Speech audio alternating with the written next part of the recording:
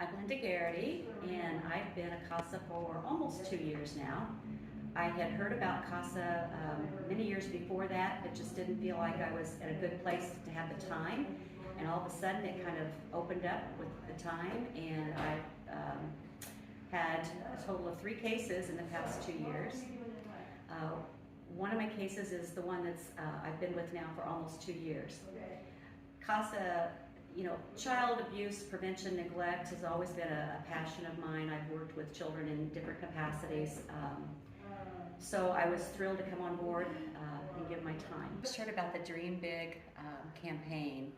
I was immediately thought of my children that had been in my case for the past 2 years. Their ages 5 and 9.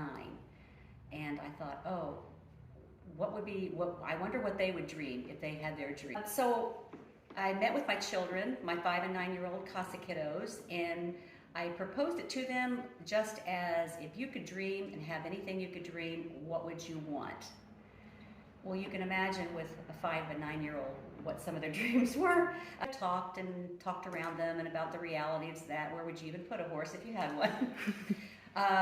We tossed around all kind of ideas. It was a really fun conversation, and I kind of explained to them, that this was something that was just for them. We wanted them to have something that would really be a dream come true for them. The oldest gal, she talked about horse clothes. We did talk about horse riding lessons, because I thought that might be an alternative for her. And camps, and then the little boy, he talked about toys, of course, boy toys especially. Talking to the kids about their dreams, we got on the topic of animals, and then we got on the topic of the zoo, the Indianapolis Zoo.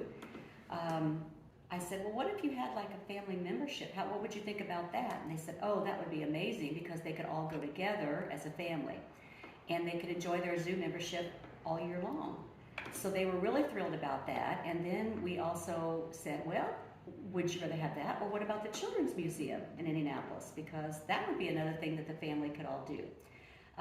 These kids and their family have been reunified. They had been apart for quite some time, and they've been reunified.